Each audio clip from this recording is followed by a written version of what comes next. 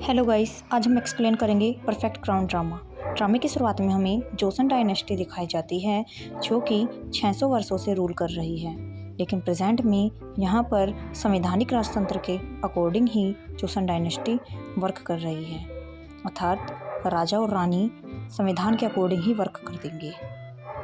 इस तरह से ड्रामे के इंट्रोडक्शन के बाद हमें दिखाई जाती है रॉयल एकेडमी। रॉयल एकेडमी का निर्माण रॉयल्स ने ही किया है।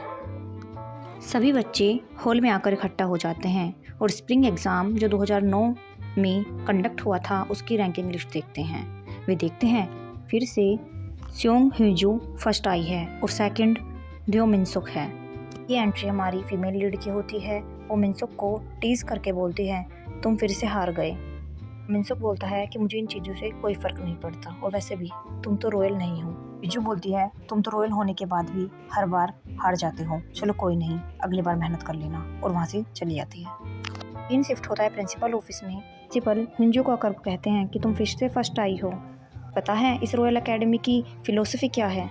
बोलती है इक्वल अपॉर्चुनिटी। प्रिंसिपल एक बाउल की तरफ इशारा करते हुए बोलते हैं तुम्हें पता है किसने बनवाया? ये है जैंग योंगसिल जो कि एक वैश्या का बेटा था, बट उसका दिमाग बहुत तेज था, उसके द्वारा बनाया, और ये तुम्हारे लिए है, कहकर हिंजू को उसे अवार्ड के रूप में दे देते हैं। हिंजू बाहर आकर उसे फेंक देती है। सीन शिफ्ट होता है प्रेजेंट में। हिंजू कास्टर ग्रुप की सीईओ है। वह मीटिंग में सभी मेंबर्स को चिल्लाती है कि हमारे शेयर्स और सेल्स फिर से कैसे लो हैं, कुछ भी ट्रिक यूज करके पता लगाओ। तभी मीटिंग में फोन बजता है। होते चीफ सेक्रेटरी की, बोलती है मीटिंग का टाइम हो गया है, तुम लोग घर जा सकते हो। जो बोलती है आज मैं बर्थडे में जा रही हूँ रॉयल मजेस्टी के लाइमलाइट के लिए, तुम भी अपनी मेहनत करना। वही सेक्रेटरी बोलती है तुमने झूठ क्यों बोला? तो हिंजू बोलती है तुम्हें पता नहीं, पीआर ऐसे ही वर्क करता है।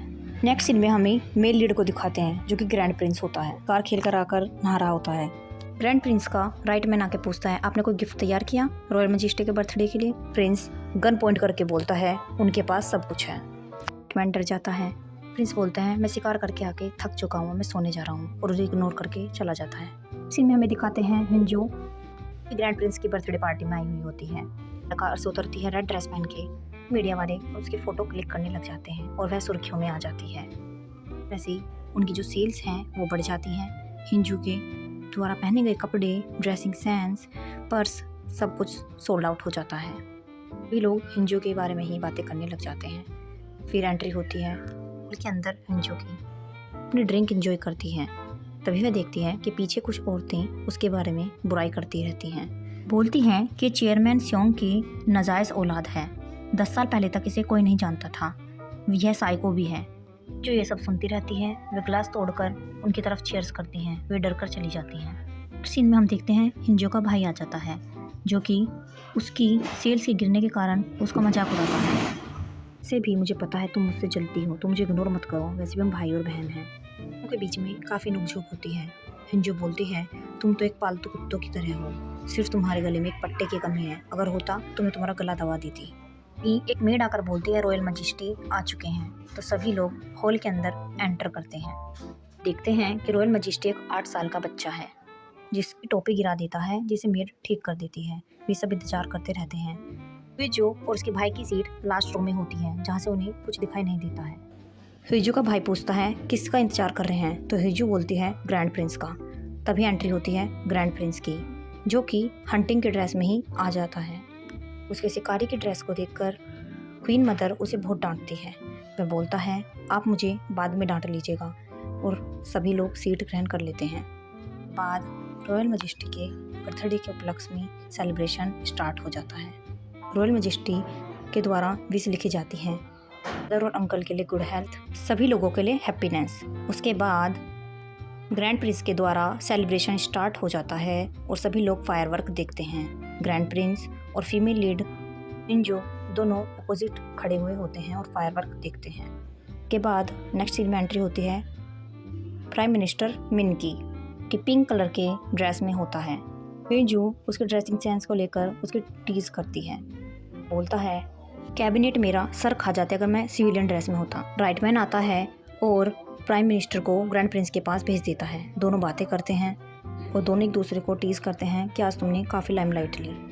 प्रिंस कहते हैं ऐसे भी अब तुम्हारे ऊपर जिम्मेदारी बढ़ने वाली है क्योंकि मेरी शादी होने वाली है। अगर तुम नहीं चाहते तो अपनी वीटो पावर का यूज़ करके नेट से मेरी मैरिज को अप्रूव मत करना। इसके बाद सीन शिफ्ट होता है। हाँ, फीमेल लीड नेटवर्क ढूंढते ढूंढते रेस्ट्रिक्शन एरिया में आ जाती है। तभी उसकी भेंट ग्रैंड प्रिंस से होती है। प्रिंस पूछते हैं तुम्हारा नाम क्या है, यहाँ पर आना रेस्ट्रिक्ट है। मेरी जूनियर ग्रेजुएट होने के नाते मैं तुम्हारी हेल्प कर दूंगा कोर्ट में। अभी एक्सप्लोजन की आवाज़ आती है तो प्रिंस वहाँ पर चला जाता है। तब वह अपना पास्ट याद करता है कैसे किंग की डेथ हो गई थी आग की वजह से। क्वीन मदर आती है और उसको थप्पड़ मार देती है। मिस्टर और हिजो वहीं पर होते हैं जो कि चौंक जाते हैं। उसके बाद वह रॉयल मैजेस्टी को देखकर रिलैक्स फील करती है कि वह सेफ है। इसके बाद सीन शिफ्ट होता है हिजो पर जो कि बाहर आ जाती है महल से। सेक्रेटरी पूछती है कि तुमने अपना काम किया या नहीं किया। वह बोलती कि अंदर आग लग गई है। बाद हमें कार सीन दिखाया जाता है जहाँ सेक्रेटरी पूछती है कि तुम वैसे ग्रैंड प्रिंस से इतना चिढ़ती क्यों हो। जो पास्ट सीन याद करती है कि कैसे वह सीक्रेटली आर्चरी कॉम्पिटिशन की प्रैक्टिस करने के लिए ग्राउंड पर आ जाती है।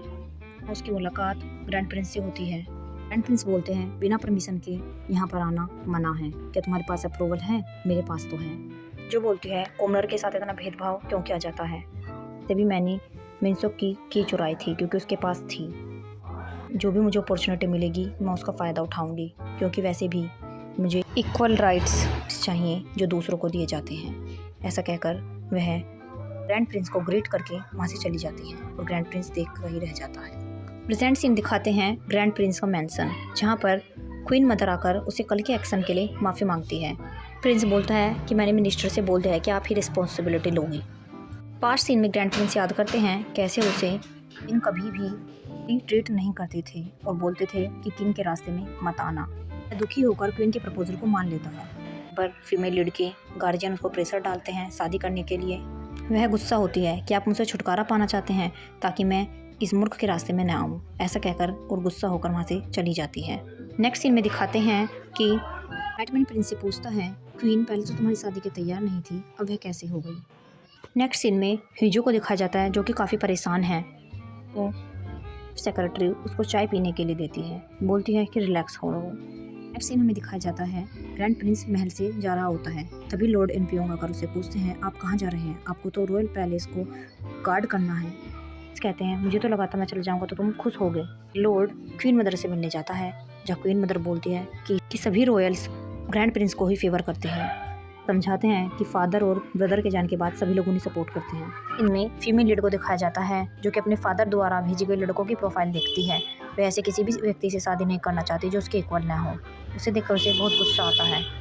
नेक्स्ट सीन में हमें ग्रैंड प्रिंस दिखाए जाते हैं जो कि ऑर्चिड का पेड़ ड्रॉ करते हैं। तभी उनका राइटमैन आकर में बोलता है आपने सोशल मीडिया पर देखा क्या ट्रेंडिंग टॉपिक है, ये आप यही बातें कर रहे हैं। वह पूछता है आग के इंसिडेंट्स का क्या हुआ। उन्हें कहा इस बारे में कोई नहीं बोल रहा। सभी लोग कंपनी में ग्रैंड प्रिंस के बारे में ही बात कर रहे होते हैं। तभी मेल लीड को एक आइडिया आता है कि क्यों ना मैं रॉयल से ही शादी करूं। तो वह रॉयल ऑडियंस पोर्टल पर अपनी रिक्वेस्ट भेजती है। प्रिंस का राइटमैन आके उसे बताता है कि कास्टर ग्रुप के CEO ने आपको रिक्वेस्ट भेजी है। प्रिंस उस रिक्वेस्ट को रिजेक्ट कर देता है। हिजो सोचती है शायद ग्रैंड प्रिंस भाव खा रहे हैं तो वह उसे दूसरी रिक्वेस्ट भेजती है अदर नेम से। बट ग्रैंड प्रिंस उसकी इस रिक्वेस्ट को भी रिजेक्ट कर देते हैं। अब सीन शिफ्ट होता है जहाँ पर हमें क्वीन मदर दिखाई देती है जो कि कोर्ट लेडी से पूछती है कि आपको प्रिंस के बारे में कुछ पता चला। तो वह बताती है कि रॉयल सेक्रेटरीट और लॉर्ड जॉनसन दोनों ही उनसे इस बारे में बात कर रहे हैं। उन्होंने PM मिन की रिक्वेस्ट को भी रिजेक्ट कर दिया है, उन्हें कोई फ़र्क नहीं पड़ता। नेक्स्ट सीन में प्रिंस अपने राइटमैन को खाना खाने के लिए देता है और बोलता है इसे खा लो। वह खुश हो जाता है और बोलते हैं अब और कुछ मत कहना। हिंजो के द्वारा भेजी गई रिक्वेस्ट को भी रिजेक्ट कर दो। हिंजो बहुत ज़्यादा परेशान हो जाती है, आखिर क्या कारण है जो प्रिंस मेरी रिक्वेस्ट को रिजेक्ट कर रही हैं। सेक्रेटरी उसको खाना खाने के लिए देती है। नेक्स्ट सीन में हमें ग्रैंड प्रिंस दिखाए जाते हैं जो कि कैट के साथ खेलते हुए दिखाई देते हैं। राइटमैन उसे बार बार आके बोलता है कि रिक्वेस्ट भेजी है, वे बोलते हैं रिजेक्ट कर दो। इस तरह से ही चलता रहता है। हिंजू को बहुत ज़्यादा गुस्सा आ जाता है कि आखिर क्या कारण है, ये बार बार मेरी रिक्वेस्ट रिजेक्ट कर रहे हैं। उसे आइडिया आता है जूनियर ग्रेजुएट के नाम से रिक्वेस्ट भेजती है वो कि ग्रैंड प्रिंस एक्सेप्ट कर लेते हैं। नेक्स्ट सीन में हिंजू को दिखाया जाता है जो ग्रैंड प्रिंस के मैंसन में आती है और प्रिंस के राइटमैन की तरफ इशारा करके उन्हें ग्रेट करती है। तभी क्वीन मदर दिखाई जाती हैं जिन्हें पता चलता है कि कैस्टल ग्रुप के सीईओ ने रिक्वेस्ट भेजी है। वो ट्रेडी से बोलती हैं, तुमने अपना कोई बंदा उनके यहाँ पे छोड़ रखा है ना जासूसी के लिए। वो बोलती है, हाँ मैंने छोड़ रखा है, वे हमें सब कुछ बताएगा। तभी हिजू ग्रेसफुली मैंसन में एंट्री करती है। ग्रैंड प्रिंस बोलता है, तुम्हारे तो बहुत सारे नाम हैं, मैं तुम्हें किस नाम से बुलाऊं? जो बोलती है, मुझे नहीं पता था कि इनमें से आपको कोई एक नाम पसंद आ जाएगा। ग्रैंड प्रिंस बोलते हैं, तो बताओ क्या कारण था तुम्हारा मुझसे मिलने का? जो ग्रैंड प्रिंस को शादी करने के लिए प्रपोज करती है, बोलती है लेट्स गेट मैरिड। यहीं पे हमारा फर्स्ट एपिसोड समाप्त हो जाता है। Thank you for watching. For more future update follow and subscribe our channel.